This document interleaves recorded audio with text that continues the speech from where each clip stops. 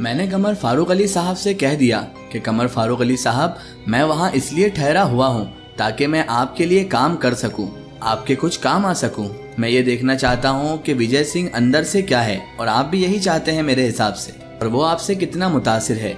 कमर फारूक अली ने मुझे हैरत से देखा और कहने लगे, क्या मतलब है तुम्हारा, आखिर तुम कहना क्या चाहते हो? मैंने कहा, बात की वजाहत रहे तो कोई हद नहीं रहेगी, इसीलिए आप ज़्यादा वजाहत ना करें। कमर साहब वहाँ से उठे और बाकी लोगों को बैठने का इशारा किया और उसके बाद एक अलहदगी में मुझे लेकर वहाँ से चले गए। कहने लगे, देखो अभी तक जो बात हुई थी वो अलग नौइयत की है। मुझे अच्छे से अंदाज़ा है कि लोग अब हंगामों से परेशान हो चुके हैं और लोग सुकून चाहते हैं। लोग झगड़े नहीं चाहते बल्कि रोज़ी कमाना चाहते हैं। मैंने कहा, बस मैं ये चाहता हूँ कि आप आर्जी तौर पर अपने जो ग्रुप के लोग हैं उनको रोकें, वो किसी तरह की लड़ाई झगड़े या हंगामे ना करें। अगर विजय सिंह सब ये खुलूस से करता है तो फिर ठीक है, हम फिर देव सिंह को देखेंगे। देव सिंह एक शैतान है, सबको पता है, और जब तक वो किला हैदर बख्श में नहीं आया था तब तक यहाँ पर सब कुछ अच्छा चल रहा था, सब अच्छा था। जी, मैं भी यही कहना चाहता हूँ, बिल्कुल सीधी सी बात है और आपको भी बखूबी अंदाजा है इस बात का।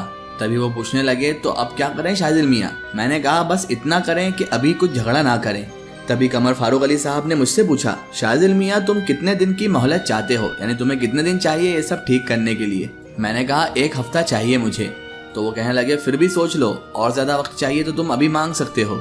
ऐसा ना हो शादिल की मोहलत से फायदा उठाकर विजय सिंह कोई षड्यंत्र ही रच दे हमारे खिलाफ। हमने सरहदी नाकाबंदी कर रखी है वैसे तो, अगर बाहर से बारूद लेकर कोई अंदर आया तो उसे भून दिया जाएगा, अंदर किसी को भी हम नहीं आने देंगे। मैंने कहा, बहुत मुनासिब, जैसा आप सही समझे वैसा कीजिए साहब। ठीक है, फिर हमें मंजूर है। कमर फारूक अली साहब ने जैसे ही ये कहा तो मैंने उनसे इजाजत मांगी। खाना वगैरह खा के जाओ शाजिल। अचानक कमर फारूक अली साहब बोले, कहने लगे, इतने दिन से भाजी पूरी खा रहे हो, आज कुछ अच्छा खा जाओ। खैर, तुमने जो हमारी बात कही है, हमसे जो बात करी है, उससे हमारा दिमाग ठंडा हो गया है, वरना हम तो तुम्हें सिर्फ विजय सिंह का साथी ही समझते।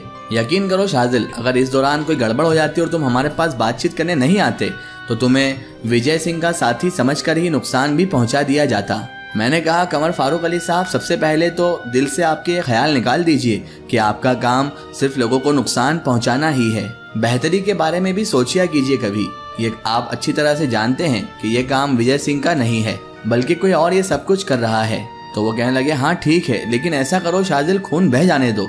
कुर्बानी दिए बिना कोई भी मसला हल नहीं होता, ना ही कोई हाथ आता है।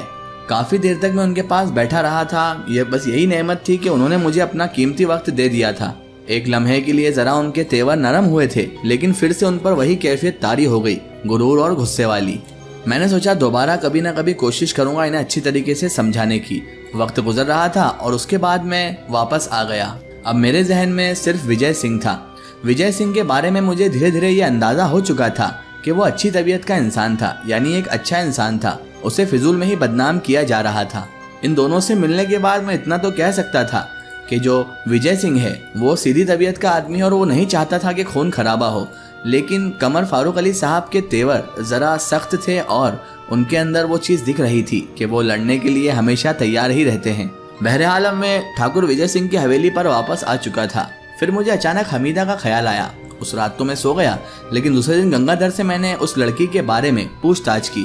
मैंने कहा, गंगाधर जरा ये बताओ, क्या हाल है तुम्हारी धर्म पत्नी का? तो जवाब में गंगाधर मुझसे कहने लगा, कुछ नहीं, और उसके चेहरे पर एक नफरत अंगेज मुस्कुराहट फैल गई और बोला, चूल्हे में झोंक दिया है महाराज हमने उसे। महाराज, वो कहते हैं ना कि ताकतवर दुश्मन का हम कुछ नहीं बिगाड़ सकते, अपनी जान खो देंगे, ज्यादा से ज्यादा हम देव सिंह का बिगाड़ ही क्या सकते हैं। कभी ऐसा हो कि अगर हम उस ससुरी को मारेंगे तो नतीजे में तो हम खुद भी मारे ही जाएंगे साहब। बस देख रहे हैं, हम वक्त का इंतजार कर रहे हैं। जब तक हमसे बर्दाश्त होगा हम करेंगे, जब बर्दाश्त नहीं होगा तो जो समझ में आएगा वो करेंगे और सब चीजें खत्म ही कर डालेंगे हम। मैंने कहा, देखो गंगाधर, अब तुम खुद समझ रहे हो कि तुम होश में नहीं हो, बल्कि शैतान के आगोश में जा चुके हो। शैतान ही दिमाग में ऐसे फितूर डालता है ताकि इंसान किसी न किसी मुश्किल का शिकार हो और उलझन में उलझ जाए। और तुम्हारी धर्म पत्नी पर तो शैतान पूरी तरह से हावी हो चुका है गंगाधर। अब शैतान जब उसका पीछा छोड़ेगा तभी उसको होश आएगा।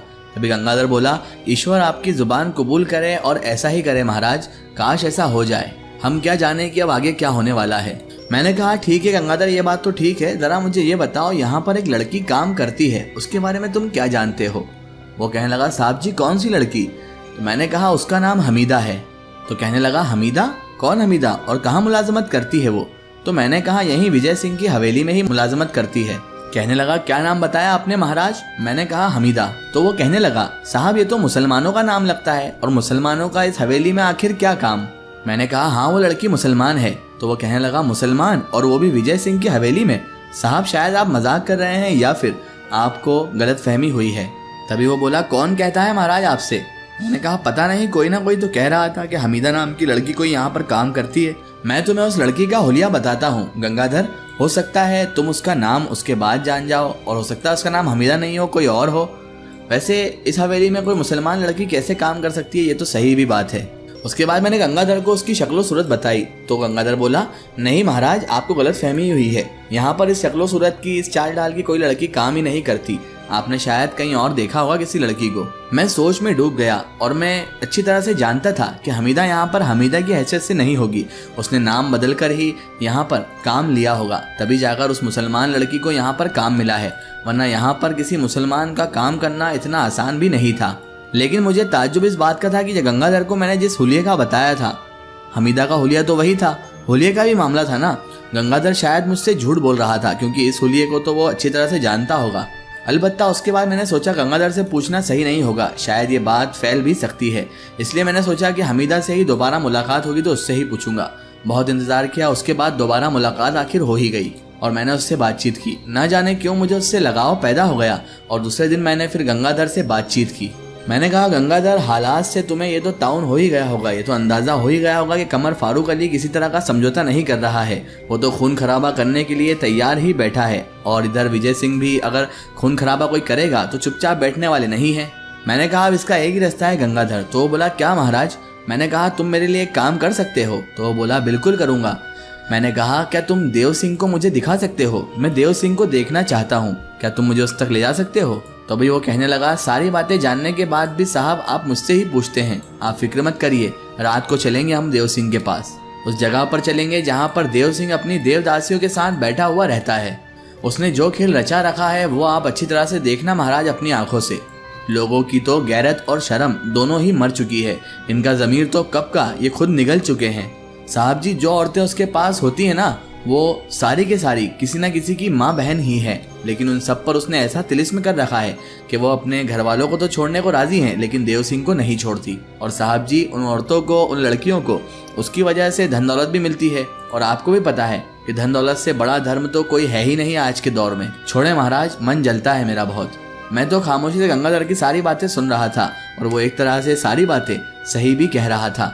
आजकल वैसे भी पैसों के आगे अच्छे अच्छे धर्म के लोग भी बिक जाते हैं।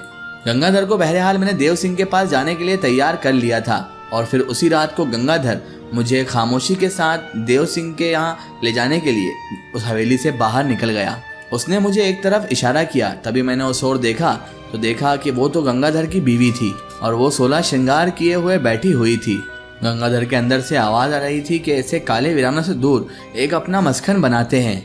बहरहाल उसके बाद मैं गंगाधर को लेकर वहां से निकला, उसके साथ एक तवील सफर तय किया और उसके बाद सामने ही खंडरात आ गए और उनमें से एक खंडर के पास मुझे वो ले गया। एक ऐसी दीवार उसके बाद हमारे सामने आई जैसे कि किलों की दीवार रहती है। उसके बीचों बीच में एक रास्ता था और इस दरवाजे से सफाफ रोशनी आ रही थी, खासी रोशनी थी। मुझे हैरत थी लेकिन गंगाधर इस दरवाजे से अंदर दाखिल हो गया था। दीवार की लंबाई चौड़ाई वैसे कोई ज्यादा नहीं थी और हम दीवार के बाहरी सीमा उस पार पहुंच गए थे। गंगाधर सही ही कहता था, अंदर का मंजर तो कुछ और ही कह रहा था। खूब रोशनी, खूब साज धाज और खूब सब्जो शादाब, तरशी हुई घास थी वहां पर। अंदर रोशनी ही रोशनी थी, लेकिन ताज्जुब की बात तो ये थी कि अंदर बिजली के तार ही नहीं तने हुए थे, लेकिन ये रोशनी ऐसी थी अंदर ऐसे बहुत सारे बल्ब जल रहे हों। लेकिन मुझे इस बात पर बिल्कुल भी ताज्जुब नहीं था, ना ही कोई हैरानगी थी, क्योंकि मेरे लिए अब ये ऐसे वाकयात होना आम बात हो चुकी थी, क्योंकि मैं ऐसे बहुत से मामलात देख चुका था। मेरे जिंदगी के रुख बदले हुए थे और मैं ऐसे बहुत सारी घटनाओं, आफतों से सामना भी कर चुका था, इसलिए मुझे इन मामलात से कोई फर्क नहीं पड़ने वाला था। बस जिस अंदाज में मेरी जिंदगी बसर हो रही थी, मैं तो यही सोचता था कि यही ठीक अंदाज है मेरा। मैंने जब वहाँ के माहौल पर गौर किया, वहाँ के माहौल को देखा, तो कुछ साजिंदे जो थे वो साज बजाए हुए थे। सामने का जो तख्त था वो खाली पड़ा था, अलबत्ता उसके आसपास बहुत सारी सुंदरियां अपनी साज धाज लेकर सजी धजी बैठी हुई थी। और आपस में हंसी मजाक कर रही थी। मैंने उसको अपनी आंखों से देखा कि गंगाधर की बीवी भी उन लड़कियों में ही, उन औरतों में ही जाकर बैठ गई। गंगाधर का तो सांस फूलने लगा था, उससे जोश आ रहा था, गुस्सा आ रहा था। मेरे कंधे पर हाथ रखकर वो बोलने लगा, राजा इंद्र का घड़ा सज रहा है, अप्सरा आ गई हैं। वैसे एक बात बताऊं मैं महाराज, किसी दिन ऐसा ना हो कि मैं इस औरत को यानी मेरी बीवी को सोते में ही कत्ल कर दूं। बस मैं जरा हिम्मत कर रहा हूं, फैसला कर रहा हूं कि मुझे क्या करना है और क्या नहीं। और मैं यही सोच रहा हूं कि एक बेवफा औरत के लिए जान भी दी जा सकती है या नहीं, या फिर मैं इसे भाड़ में ही झोंक दूं। जहां जाना है वहां जाए फिरिए। साफ साफ कह दूं कि मेरा उससे कोई वास्ता नहीं है। मैंने गंगाधर को तसल्ली दी और कहा, देखो दरअसल गंगाधर बात ऐसी है कि करने को तो तुम बहुत कुछ कर सकते हो, लेकिन फिलहाल तुम्हारी भलाई इसी में है कि तुम सब्र करो और हालात का जायजा लो और सही वक्त आने पर यह सब फैसले की घड़ी तुम देखो। क्योंकि गंगाधर गुस्से में लिया गया फैसला हमारा नहीं होता, और इतना तुम अच्छी तरीके से जानते हो कि तुम्हारी बीवी होश में नहीं है, जानबूझकर वो ऐसा नहीं कर रही है। इसका एक स्टोरी हम देखेंगे इसके अगले पार्ट में। अगर आप भी अपनी ज़िंदगी की कोई सच्ची घटना या अपनी स्टोरी हमारे चैनल से शेयर करवाना चाहते हैं, या किसी भी तरह की आप स्टोरी हमारे चैनल से अपलोड करवाना चाहते हैं, तो हमारे Facebook page my story book को फॉलो करें।